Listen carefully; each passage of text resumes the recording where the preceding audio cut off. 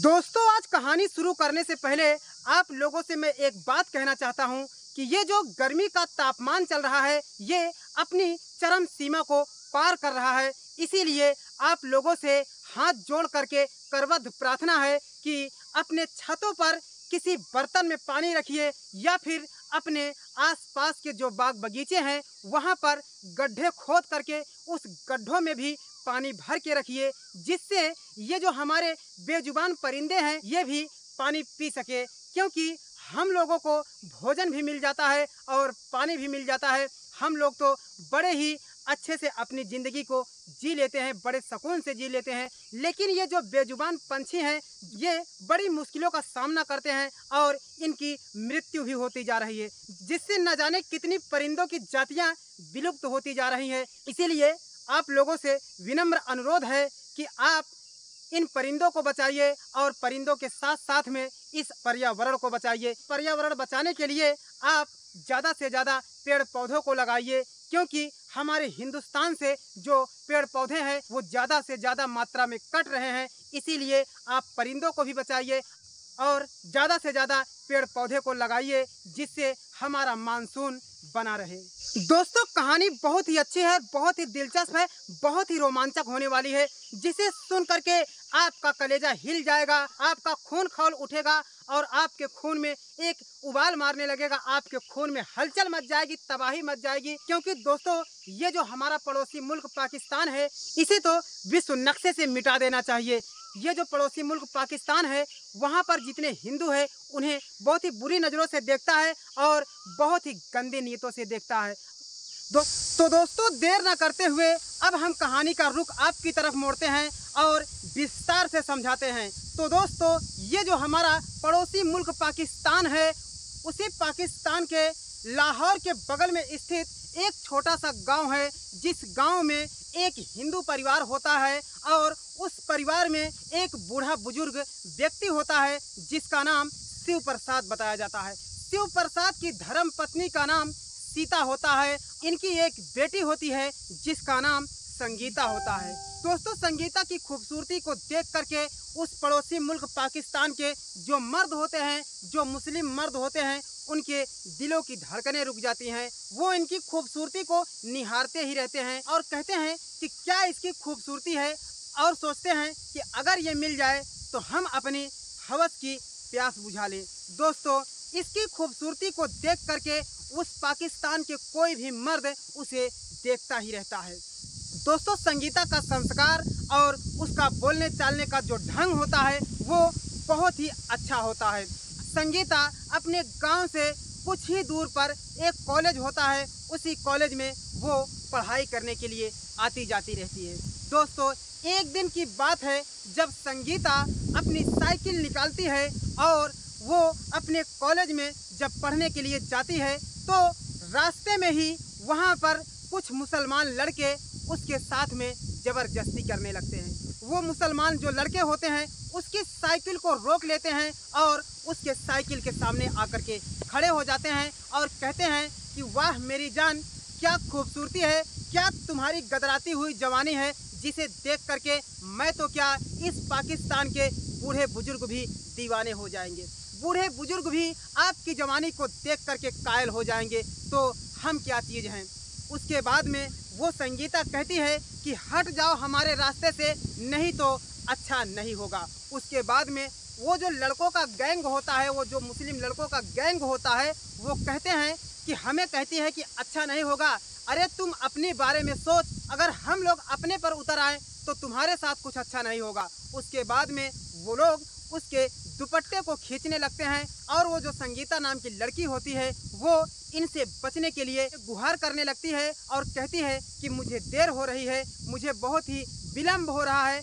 उसके बाद में जब वो इनसे बड़े अच्छे से बात करती है तो उसके बाद में वो किसी तरह से इस संगीता नाम की जो हिंदू लड़की होती है इसे छोड़ देते हैं और संगीता अपने कॉलेज में चली जाती है। लेकिन जब संगीता की कॉलेज की शाम को छुट्टी हो जाती है तो जब अपने घर आती है तो अपनी माँ से कहती है कि माँ, मेरी पढ़ाई लिखाई हमेशा हमेशा के लिए बंद करा दो, नहीं तो एक दिन वो भी आएगा जिस दिन आपको हमारी लाश भी नहीं मिलेगी। उसके बाद में संगीता की माँ बहुत ही ज़्यादा सदमे में डूब जाती है। वो कहती है कि बेटी ऐसा क्यों कह रही हो, इतने दिनों से तुम कॉलेज जाती हो, ऐसी शिकायत नहीं आई थी, आज तुम ये क्या बोल रही हो। उसके बाद में वो कहती है कि माँ, ये जो पाकिस्तान का मुल्क है, यहाँ के लोग बहुत ही नीच और बहुत ही गंदे किस्म के लड़के हैं जो हमारे साथ में छेड़छाड़ कर रहे हैं और हमारा रास्ता रोक करके वो हमारे कपड़े को खींचते हैं, हमारे दुपट्टे को खींचते हैं और न जाने कितनी गंदी गंदी बातें करते हैं। उसके बाद में उसकी माँ को इस बात का चिंता हो जाता है कि मेरी बेटी कॉलेज तो जाती है, क्या पता कॉलेज से सही सलामत आ पाएगी कि नहीं आ पाएगी। उसके बाद में उसे अपने पति की भी चिंता सता रही होती है कि हमारा पति घर से निकलता है काम के लिए, क्या पता शाम तक सही सलामत आता है या फिर दुनिया से चला जाएगा। दोस्तों, इसी बात का संगीता की माँ को बहुत ही ज़्यादा चिंता होती रहती है। दोस्तों, एक दिन की बात है, वो जो लफंगे लड़के होते हैं उसी संगीता को फिर से उसी रास्ते पर रोक लेते हैं और कहते हैं कि मेरी जान, तुम मेरी बातों को ध्यान से सुनो, तुम अपनी जवानी का स्वाद सिखा दो, जिससे हम लोग खुश हो जाएंगे और बदले में तुम जो मांगोगी हम लोग वो दिया करेंगे। उसके बाद में अब वो लोग उसके साथ में जबरदस्ती करने पर उतारू हो जाते हैं। उसके बाद में उसी लड़कों के गैंग में एक लड़का ऐसा होता है जिसका नाम इकबाल होता है। दोस्तों, इकबाल सारे लोगों को डांटने लगता है और कहता है कि ये मेरा प्यार है, तुम लोग अगर इस पे हाथ लगाए तो बहुत ही बुरा अंजाम हो जाएगा। उसके बाद में वो लोग कहते हैं कि तुम तो नदी से पानी पी करके फेंक देते हो, आज कैसे प्यार की बात कर रहे हो। वो कहता है कि मैं इस लड़की से मन ही मन प्यार करने लगा हूँ और वो उनको किसी तरह से वहाँ से भगा देता है। और उसके बाद में संगीता थोड़ी देर के लिए खुश हो जाती है और जब वो अपने कॉलेज चली जाती है, उसके बाद में फिर कॉलेज की छुट्टी से वो जब वापसी में आती है तो वही इकबाल उसी रोड के सामने खड़ा मिलता है। उसके बाद में इकबाल फिर उसका रास्ता रोक करके खड़ा हो जाता है तो वो संगीता अपनी साइकिल को रोककर जब खड़ी हो जाती है तो कहती है कि क्यों तुम लोग हमारा पीछा करते हो, हमें माफ़ कर दो, हमें हमारे हाल पर छोड़ दो और मेरा रास्ता ना रोका करो। उसके बाद में इकबाल कहता है कि मैं तुमसे प्यार करने लगा हूँ मेरी जान, मैं तुमसे शादी करना चाहता हूँ, यदि तुम मेरी बात मानो तो तुम मुझसे शादी करके मेरी दुल्हन बन जाओ, मैं तुम्हारी ज़िंदगी बना दूँगा। उसके बाद में वो कहती है कि तुम एक मुसलमान लड़के हो और मैं एक हिंदू लड़की हूँ, तो ये कैसे संभव हो सकता है, ये नहीं हो सकता और जन्म जन्मांतर नहीं हो सकता। उसके बाद में वो इकबाल कहता है कि इससे क्या फ़र्क पड़ता है, तुम हिंदू हो चाहे मुस्लिम हो, लेकिन हो तो एक पाकिस्तानी ही, जिससे मैं भी एक पाकिस्तानी हूँ, दोनों क्यों ना एक दूसरे से शादी कर लेते हैं। दोस्तों, उसके बाद में इकबाल उसे बहुत ही ज़्यादा परेशान करने लगता है और कहता है कि यदि तुम हमसे निकाह कबूल नहीं करोगी तो मैं तुम्हारी जवानी की धज्जियाँ उड़ा दूंगा, उसके बाद में तुम्हारी इज्जत के तार तार कर दूंगा। उसके बाद में अब संगीता डर जाती है और वो कहती है चलो ठीक है, समय आने पर हम आपको बताएंगे और आपसे शादी करेंगे। क्योंकि दोस्तों संगीता को तो उससे पीछा छुड़ाना था, इसीलिए वो इस तरह से बोल देती है। उसके बाद में अब ये जो इकबाल होता है वो भी खुश हो जाता है कि संगीता हमें चाहने लगी है, अब संगीता हमसे शादी करेगी। उसके बाद में इकबाल जो है वो जाता है अपने घर पर, अपने पिताजी से कहता है कि पिताजी, मुझे एक लड़की बहुत ही ज़्यादा पसंद आ चुकी है और मैं उसके चेहरे को देख करके मचल गया हूँ, उसके चेहरे को देख करके दीवाना हो गया हूँ। मैं उसी लड़की से शादी करना चाहता हूँ, आपसे विनती है कि आप मेरी शादी उसी लड़की से करा दीजिए, जिससे मेरी ज़िंदगी एक जन्नत बन जाएगी। दोस्तों, उसके बाद में इकबाल के पिताजी कहते हैं कि कौन है वो लड़की, ज़रा मुझे भी दिखाओ, मैं भी उस लड़की को देखना चाहता हूँ और अगर मुझे वो लड़की पसंद आ गई तो मैं तुम्हारा निकाह उसी लड़की से कबूल करवा दूंगा। उसके बाद में अब इकबाल खुश हो जाता है कि मैं अपने अब्बू को उस लड़की को दिखाऊंगा और उस लड़की से मेरी शादी हो जाएगी। दोस्तों, बस क्या था, अगले ही दिन इकबाल अपने पिताजी को ले जाकर के उसी रोड पर खड़ा हो जाता है और संगीता का इंतजार करने लगता है। तभी उसके वहाँ पर जो दोस्त होते हैं वो भी वहाँ पर आ जाते हैं और उसको देख करके इकबाल कहता है कि तुम लोग यहाँ क्या करने आ गए हो।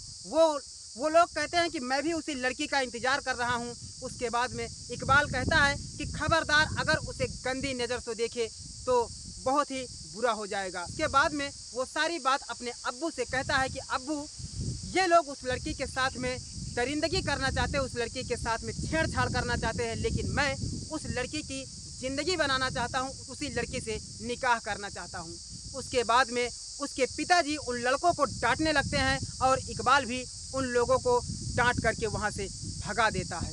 उसके बाद में इकबाल के पिताजी कहते हैं कि इकबाल, कौन सी वो लड़की है और मुझे तुम रोड पर लाए हो, क्या वो रोड पर रहती है? वो कहता है कि वो इसी रास्ते से कॉलेज जाती है और इसी रास्ते पर उससे मुलाकात होगी।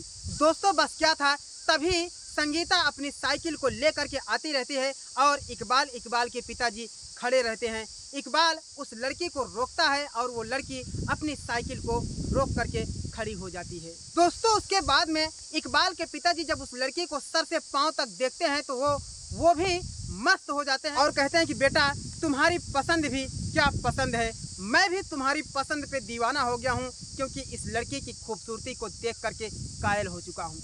उसके बाद में वो कहते हैं कि लेकिन मुझे एक बात का खटक है कि मुझे ये लड़की किसी तरह से मुस्लिम लड़की नहीं लग रही है, ये तो एक हिंदू समाज की लड़की है।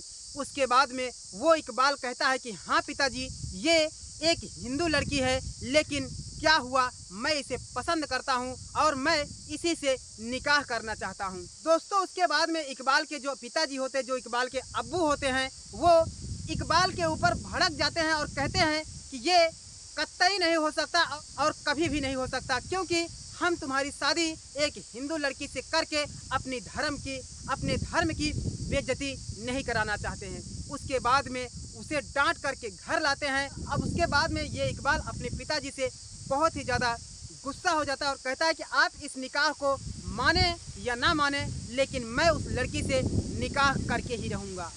उसके बाद में जो इकबाल के अब्बू होते हैं, उन्हें भी थोड़ा चिंता हो जाती है, ये जो मेरा बेटा है ये एक हिंदू लड़की से कैसे निकाह करेगा।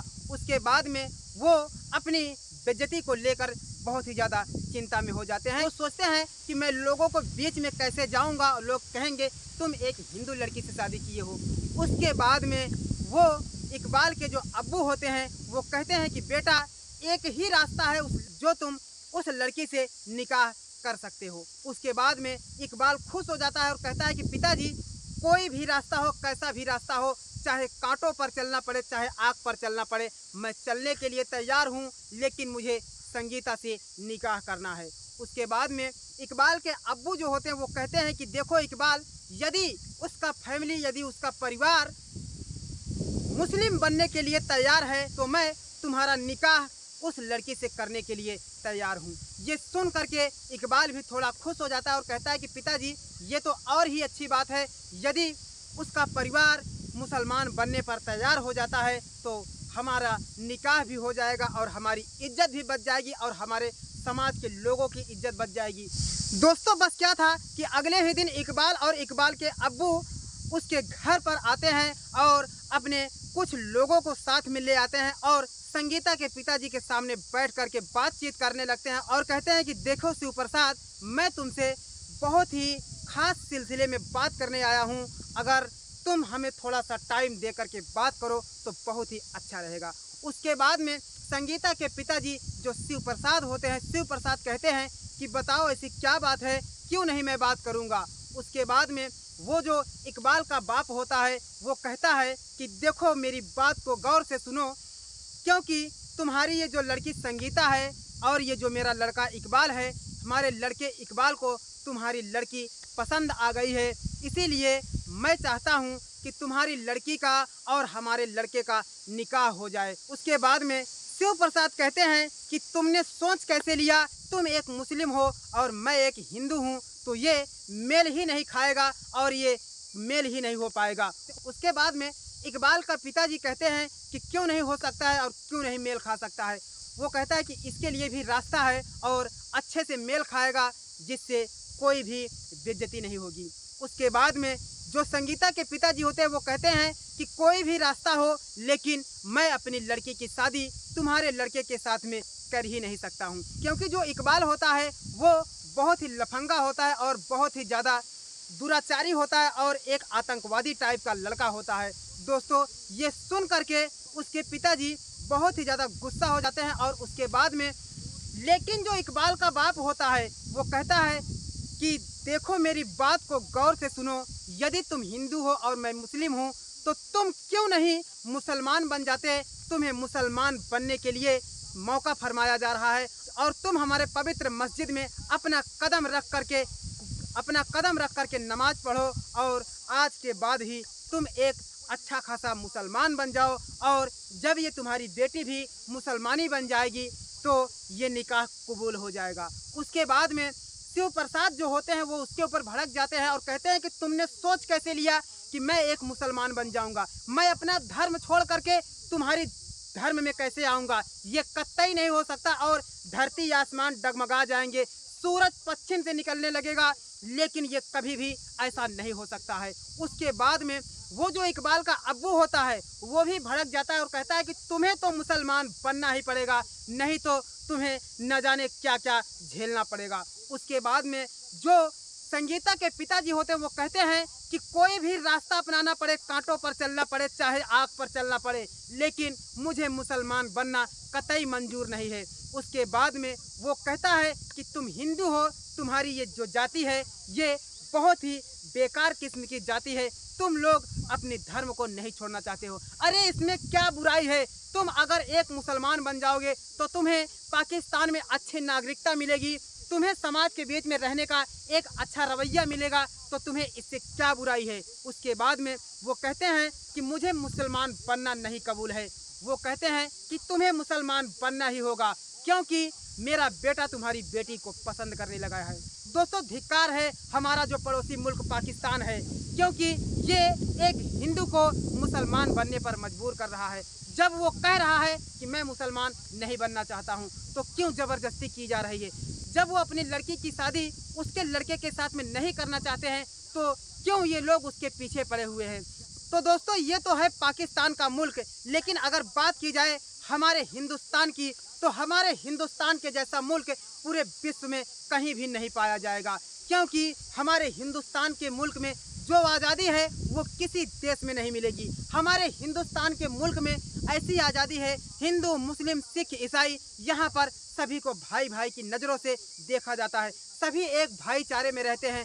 न यहाँ मंदिर से मुस्लिमों को कोई मुश्किल है, न यहाँ हिंदुओं को किसी मस्जिद से मुश्किल है, क्योंकि मुस्लिम भी दिन में कई बार नमाज पढ़ते हैं और कई बार अजान करते हैं और मंदिरों में भी न जाने कई बार कीर्तन होते हैं और भजन होते हैं, इससे किसी को कुछ इतराज़ नहीं रहता है। लेकिन यहीं तक बात नहीं है, यहाँ हिंदुस्तान के लोगों को, हिंदुस्तान में जो मुस्लिम सिख ईसाई हिंदू जो भी हैं, सबको नागरिकता दी गई हुई है और सबको हर क्षेत्र में जाने का मौका दिया जाता है। दोस्तों, लेकिन ये जो पाकिस्तान मुल्क है, इस मुल्क में हिंदुओं के साथ में बहुत ही ज़्यादा दुराचारी होता है। लेकिन यहाँ जो इकबाल का बाप होता है वो शिव प्रसाद से कहता है कि यदि तुम मेरी बात को नहीं मानोगे तो देखो अभी मैं क्या करता हूँ। उसके बाद में जो शिव प्रसाद के द्वार पर एक छोटी सी मंदिर होती है, उस मंदिर को तोड़ तोड़ करके विखंडन करने लगता है और उसी मंदिर में भगवान भोलेनाथ की एक मूर्ति होती है, उस मूर्ति को तोड़ तोड़ करके चकनाचूर कर देते हैं और फेंकने लगते हैं।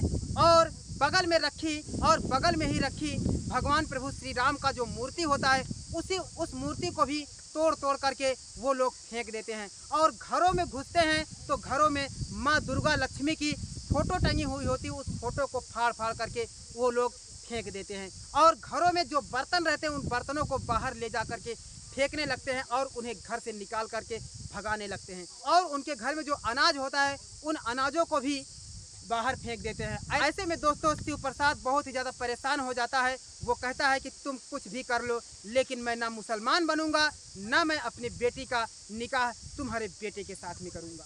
दोस्तों, उसके बाद में वो जो इकबाल का बाप होता है वो कहता है कि तब तो मेरे पास एक दूसरा रास्ता है, तुम्हारी बीवी और तुम्हारी बेटी को एक लाहौर के वेश्या के कोठे पर ले जा करके बंद कर दूंगा और इन्हें जब वेश्यागिरी कराऊंगा, जब तक तुम्हारी इज्जत पर आँच आएगी तो तुम मान जाओगे। उसके बाद में वो कहता है कि चाहे गर्दन अलग हो जाए, चाहे मेरी जान क्यों न चली जाए, लेकिन मैं मुसलमान नहीं बनूंगा और ना ही तुम्हारे बेटे से निकाह करूंगा। उसके बाद में बस क्या था कि एक गाड़ी बुलाते हैं और उस गाड़ी में उसकी बीवी और संगीता को बिठा करके लाहौर में एक वेश्या का कोठा होता है, उसी कोठे पर एक कमरे में ले जा करके उसकी बीवी और उसकी बेटी संगीता को बंद कर देते हैं। वहाँ पर जो वेश्या की मालकिन होती है वो देख करके खुश हो जाती है और कहती है कि इसके जितने कीमत देने पड़ेंगे मैं दूंगी, लेकिन मुझे इन दोनों की बेहद ही ज़रूरी है। उसके बाद में इधर जो संगीता के पिताजी होते हैं, इन्हें एक पेड़ में बांध करके बहुत ही बुरी तरह से इनके ऊपर कोड़ों से वार किया जाता है। दोस्तों उसके बाद में जब इतना परेशान करने के बाद में भी शिव प्रसाद कहता है कि मैं एक हिंदू हूँ। दोस्तों उसके बाद में शिव प्रसाद उस इकबाल के बाप से कहता है कि तुम क्या जानो हिंदू धर्म क्या होता है। मैं एक सच्चा हिंदू हूँ, मैं पाकिस्तान के मुल्क में ज़रूर हूँ, लेकिन ना मैं पाकिस्तानी पहनावा पहनूंगा, ना मैं पाकिस्तान में रह करके मुसलमान बनूंगा। मुझे अपने हिंदू धर्म से लगाव है और मैं हिंदू ही रहूंगा। अब उसके बाद में उसका पिताजी जाता है उस कोठे पर और उस कोठे पर नीलामी करवा देता है और कहता है कि जो ज़्यादा पैसे देगा वही उसकी बीवी और उसकी बेटी के साथ में पहली रात बिताएगा। दोस्तों उधर कोठे पर वो उनकी बेटियों के साथ में यौन शोषण करने के लिए लोगों की बोली करवाने लगता है। वहाँ पर बड़े से बड़े शौकीन मुसलमान बोली लगाते हैं और कहते हैं कि इस लड़की के लिए इतना पैसा देने के लिए तैयार हूँ। दोस्तों 1 लाख, 2 लाख, 3 लाख ऐसे ही करके बोली चलती रहती है और ऐसे में एक शख्स आता है जो सबसे ज़्यादा बोली लगाता है और खुश हो जाते हैं और कहते हैं कि जाओ तुम पहली रात इसके साथ में बिता लो।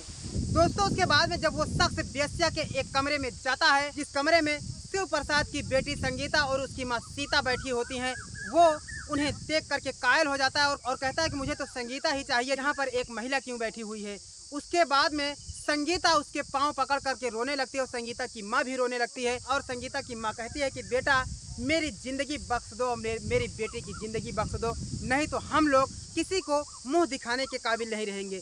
उसके बाद में वो जो लड़का होता है वो कहता है कि तुम वेश्यागिरी करती हो तो कैसी शर्म और कैसी इज्जत रह गई है। उसके बाद में वो संगीता कहते हैं कि भैया मेरी बात को गौर से सुनो, मुझे वेश्या के कोठे पर ज़बरदस्ती लाया गया है, मैं ये काम नहीं करना चाहती। और कहती है कि मेरी दास्तान बहुत ही बुरी है, ये जो मेरा चेहरा है, जो मेरी खूबसूरती है, इसी खूबसूरती को देख करके एक मुस्लिम लड़का मेरे साथ में ज़बरदस्ती करना चाहता था और मेरे साथ में निकाह करना चाहता था।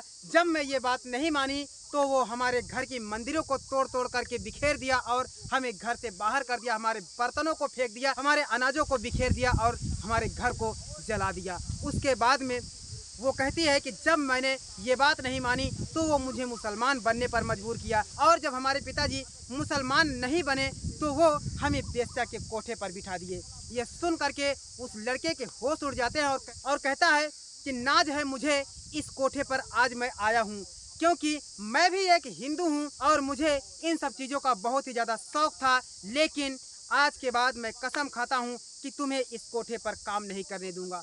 तुम्हें यहाँ से मैं आज़ाद करा के ले जाऊँगा और उन लोगों को जेल की कोठरी में बंद कराऊंगा। उसके बाद में दोस्तों वो बहुत ही ज़्यादा पैसे वाला होता है और बहुत ही ज़्यादा पढ़ा लिखा शख्स होता है, बहुत ही ज़्यादा ईमानदार और बहुत ही ज़्यादा दिमागदार होता है। दोस्तों उसके बाद में किसी तरीके से उन माँ बेटी को वहाँ से छुड़ा करके जब लाता है और वो इकबाल के पिताजी के ऊपर और इकबाल के ऊपर और इकबाल के परिवार के ऊपर एक केस कर देता है और जब पाकिस्तान की पुलिस आती है तो उसे भी कानून का बात मानना पड़ता है। दोस्तों उसके बाद में वो जो शख्स होता है इस तरह से फंसा देता है कि ये हमेशा हमेशा के लिए जेल में चक्की पीसने लगते हैं। तो दोस्तों नाज है ऐसे ही एक हिंदू लड़के को जिसने एक हिंदू लड़की और एक हिंदू माँ की इज्जत बचाई है। दोस्तों धिक्कार है पाकिस्तान जैसे मुल्क को जो हमारे हिंदुओं पर बहुत ही ज़्यादा बुरी तरह से दुराचार करता है। वहाँ पर जितने हिंदू होते हैं वो सुबह को जब काम पर निकल जाते हैं तो उन्हें एक डर सता रहा होता है कि वो सही सलामत घर पे वापस आ पाएंगे कि नहीं आ पाएंगे, क्योंकि वहाँ आए दिन हमेशा कहीं ना कहीं दंगे फसाद, कहीं ना कहीं बम विस्फोट होते ही रहते हैं।